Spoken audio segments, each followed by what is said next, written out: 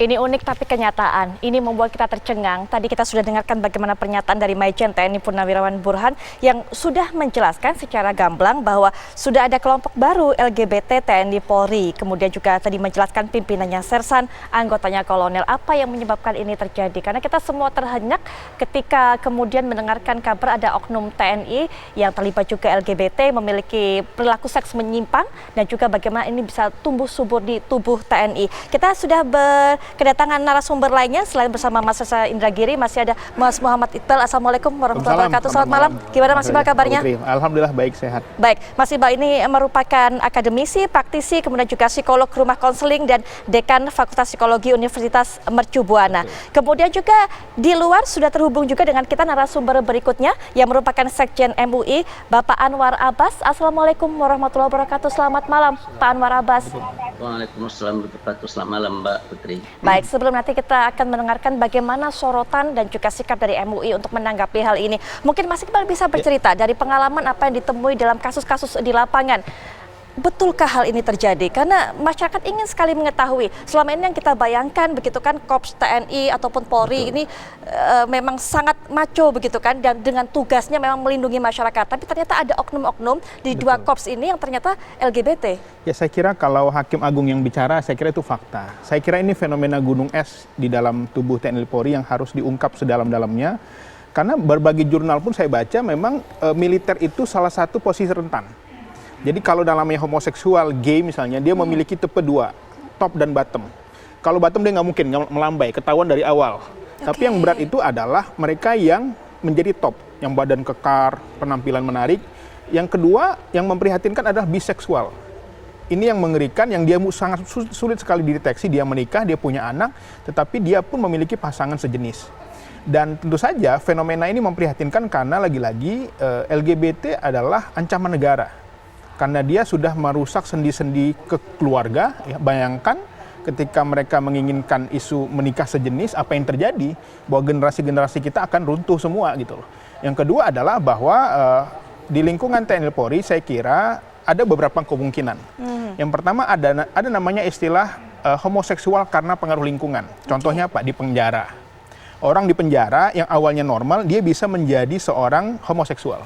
Yang kedua apa? Di asrama, sekolah berasrama, boarding school, itu banyak sekali fenomena-fenomenanya. Dan di TNI Polri, saya kira di isu-isu di tempat pendidikan, itu yang harus diwaspadai. Karena lagi-lagi saya melihat, walaupun mereka dari segi rekrutmen mungkin lolos, tidak memiliki indikasi, tetapi pengaruh lingkungan seperti disampaikan Pak Burhan tadi, bagaimana pergaulan lingkungan sekarang. Karena penampilan mereka yang menarik, gagah, tampan. Karena setahu saya, ya, klien-klien saya yang homoseksual mengatakan mereka selalu mencari pasangan setiap terus-menerus, ganti lagi, cari lagi, ya, menularkan lagi. Dan ini tentu saja berbahaya sekali. Saya kira pimpinan TNI Polri harus tegas, ya. Di TNI saya kira sudah tegas, di Polri juga tegas. Tetapi ini harus menjadi shock terapi kepada anggota yang lainnya. Jangan sampai, ya, karena LGBT ini pertama, mereka bisa menyebabkan yang namanya penularan penyakit menular seksual. Yang kedua HIV positif, ya, walaupun banyak sekali saya lihat yang terjadi banyak keruntuhan moral, ya, moral yang ini harus kita benahi bersama. Dari tidak satu agama pun, ya, yang menyetujui homoseksual itu diberlakukan, dan itu bertentangan dengan nilai-nilai moral Pancasila, ya, dan harus menjadi landasan kita bersama. Seperti itu. Salah satu alasan Mas Reza dari adanya oknum TNI ini yang kemudian LGBT itu adalah karena tugas operasi militer, itu yang disebutkan salah satunya. Anda melihatnya seperti apa faktor-faktor seperti ini? Orang banyak teori, tapi saya termasuk dalam mazhab psikologi yang sebutlah behavioristik, kognitif behavioristik. Jadi saya percaya betul terhadap pengaruh lingkungan, pengaruh situasi terhadap perubahan perilaku manusia. Dari yang baik menjadi yang buruk, dari yang normal menjadi abnormal, dari heteroseksual, itu yang ideal, menjadi yang homoseksual. Apa yang diutarakan oleh Mas Iqbal tadi mengingatkan saya pada istilah homoseksual fakultatif. Prinsipnya tak ada rotan, akar pun jadi. Boleh percaya, boleh tidak Mbak Putri, Bung Karno, ya, ini kita sedikit keluar. Bung Karno itu mengatakan saya tidak takut terhadap bedil, terhadap meriam, saya tidak takut terhadap penjajah. Tapi dalam autobiografinya Bung Karno eksplisit katakan saya takut terhadap satu hal, yaitu ketika saya menyaksikan pemandangan hubungan seksual yang dilakukan oleh narapidana sesama jenis. Kembali ke pokok persoalan.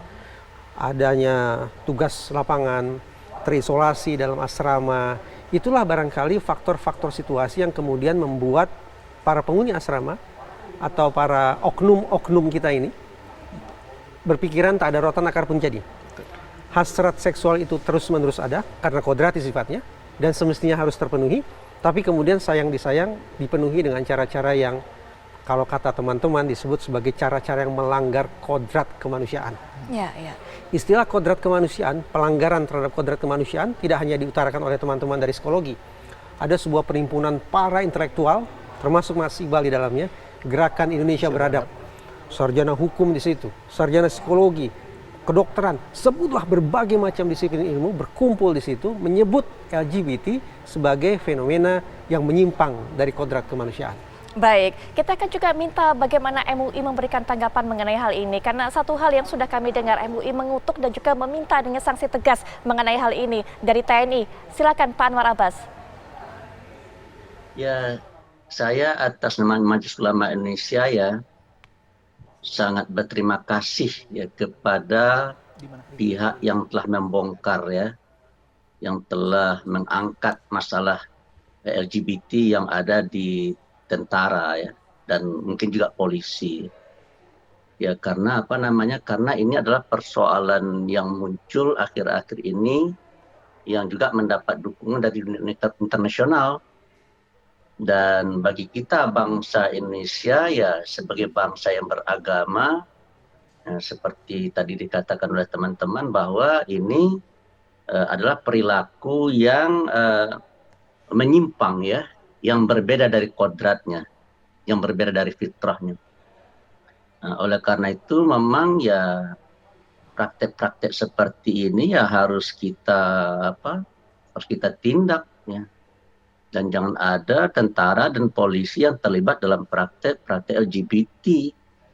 Ya, apalagi saya baca di Sabta Marga ya dan sifat-sifat kepemimpinan di tentara itu adalah bahwa seorang prajurit itu adalah seorang manusia yang bertakwa dan taat kepada Tuhan Yang Maha Esa.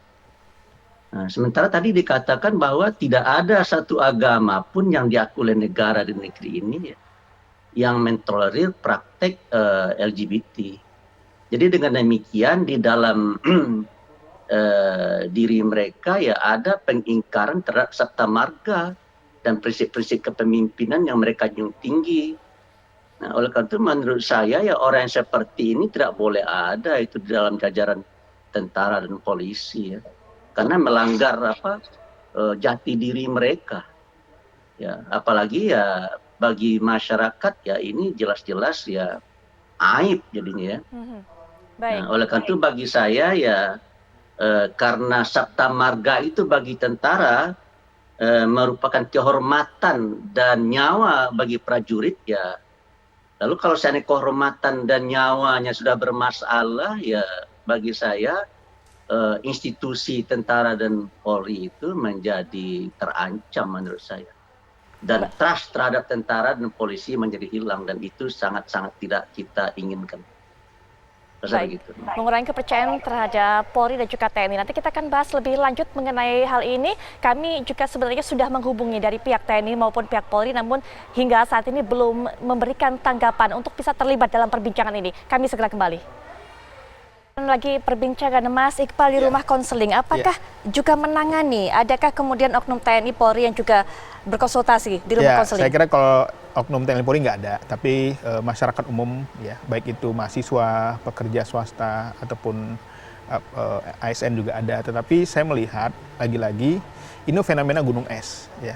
Saya kira Dinas Psikologi Angkatan Darat ataupun Dinas Psikologi Kepolisian harus memperkuat rekrutmen yang pertama. Jadi rekrutmen itu sebenarnya ada banyak tools untuk mengukur orientasi seksual. Walaupun lagi-lagi itu bisa dibohongi oleh mereka. Yang kedua adalah interview mendalam ya tanya kepada mereka tentang konsep keluarga, seperti apa visinya mereka ke depan seperti apa. Dan yang ketiga adalah pemeriksaan terus-menerus. Ini penting menurut saya. Apakah dari aspek kesehatan ya, apakah dari aspek mental dan ideologi. Jadi bukan lagi secara berkala harusnya? Secara berkala harusnya. Karena lagi-lagi yang paling mengerikan sekarang adalah mereka banyak direkrut ataupun terkena melalui sosial media. Karena banyak sekali ya, salah satunya adalah yang saya baca kalau dari beberapa referensi, tontonan pornografi. Karena tontonan pornografi itu merusak otak, apalagi yang BDSM ya, yang bondage, sadism ya, disiplin dan masokis itu membuat orang akhirnya berfantasi ingin melakukan itu kepada sejenis, termasuk kepada sejenis. Dan ini harus diwaspadai. Jadi jangan menganggap remeh pornografi itu adalah hal yang biasa. Dan ini harus, saya kira pimpinan di TNI Polri harus bisa mengedukasi terus-menerus, ya, termasuk kepada pasangannya. Karena terus terang yang menyedihkan adalah banyak sekali klien-klien kami yang menikah dengan seorang laki-laki dan ternyata setelah menikah ternyata dia diketahui seorang biseksual. Yeah. Dan itu merusak, menghancurkan sebuah komitmen pernikahan. Dan itu menjadi sebuah landasan kenapa harusnya di dalam seleksi TNI Polri itu harus juga bukan hanya mental ideologi tetapi juga tentang aspek-aspek berhubungan dengan homoseksual. Oke. Bisa sembuh nggak sih Mas ini? Saya mendapati beberapa kasus bisa sembuh, tetapi dia kambuhan. Oke. Beberapa klien saya bisa punya anak menikah, tetapi ketika dia nanti berhadapan dengan masalah-masalah konflik dengan rumah tangga, dia akan ingat masa lalunya. Dalam kondisi apa yang mendorong mereka, memotivasi mereka untuk bisa menyembuhkan diri tersebut? Ya, saya kira kesadaran. Beberapa klien saya datang dengan kesadaran. Dia sadar bahwa yang dia lakukan salah, ataupun ketika terkena penyakit, baru mereka akan sadar. Jadi lagi-lagi beberapa kasus yang saya tangani dan berhasil bisa pulih, bisa menikah, mereka punya resiko kembali untuk bisa menjadi kembali ketika mereka berhadapan dengan masalah-masalah yang mereka anggap berat bagi seorang laki-laki. Dan akhirnya teringatlah dia kepada mantan-mantannya dan dia kembali dengan masa lalunya. Jadi ibarat kita flu, tiba-tiba kita istirahat tidur, kita sembuh. Tapi kalau besok mandi hujan lagi, kita akan terkena flu lagi. Mandi hujannya apa? Pornografi, media sosial, lingkungan mereka. Karena setahu saya grup-grup ini terus menyebarkan, terus mengajak, tidak mudah mencari pasangan baru. Nggak mudah. Makanya beberapa kasus mereka punya kelompok-kelompok itu sekali dapat dipegangin terus, posesif. Bahkan kalau mereka sampai melarikan diri atau melawan bisa sampai dimutilasi. Beberapa kasus Rian dan lain-lain. Itu faktanya. Cinta yang luar biasa, di luar biasa gitu ya. Tapi menyimpang. Iya, gitu. iya. Selain upaya seleksi, apalagi mungkin Mas Reza untuk bisa mencegah hal ini bisa merebak di TNI Polri? Apakah mungkin ini juga merupakan susupan-susupan? Sebagian kalangan menganggap, ya ini kan isu privat ya. Negara tidak ikut cawe-cawe kata mereka. Ya. Salah total. Antara tahun 2016 atau 2017, pemerintah pernah melakukan rapat dengan Komisi 8 DPR RI. Saya ada di balkon, jadi saya simak kata per kata. Negara, ada pemerintah, ada DPR di situ sudah mengatakan bahwa LGBT merupakan bahaya atau ancaman terhadap 3 hal. Ini sikap negara loh. Pertama, ancaman terhadap kepribadian bangsa yang religius. Yang kedua, ancaman terhadap kepribadian bangsa secara umum. Dan yang ketiga adalah ancaman terhadap generasi muda. Tandas sekali lagi. Ini isu masyarakat, bukan isu ruang tertutup, dan negara sudah menunjukkan sikapnya di situ. Saya justru respect luar biasa terhadap TNI dan Polri yang menaruh zero tolerance, toleransi nol terhadap adanya personil yang LGBT. Karena TNI dan Polri sudah menjadi pelopor yang luar biasa, menurut saya semangat itu harus ditularkan ke seluruh ruang hidup bangsa kita ini. Termasuk dalam perumusan revisi KUHP. Bagaimana kemudian baik itu pemerintah maupun legislatif memasukkan pasal-pasal untuk melindungi masyarakat kita dari apa yang disebut oleh pemerintah dan DPR tadi sebagai ancaman terhadap kepribadian bangsa, kehidupan yang religius, dan generasi muda. Masukkan pasal-pasal terkait hal itu ke dalam rancangan undang-undang KUHP. KUHP versi revisi. Itu yang pertama. Yang kedua, senyampang bertemu dengan Pak Anwar Abbas. Sungguh-sungguh saya berharap MUI bisa mengeluarkan instruksi atau himbauan agar secara berkala mimbar Jumat disajikan sebagai ruang pencerdasan umat Islam, dan saya pikir ini juga berlaku untuk masyarakat dari agama lain, untuk menyadarkan masyarakat kita tentang bahaya LGBT. Jangan pernah menganggap ini sebagai isu privat yang agama tidak boleh hadir di dalamnya. Tolak tegas pandangan-pandangan semacam itu. Baik, Pak Ustadz Anwar Abbas, langsung bisa diberikan tanggapan mungkin apa yang disarankan oleh Mas Reza, ada masukan untuk bisa memasukkan ini ke dalam khotbah-khotbah Jumat?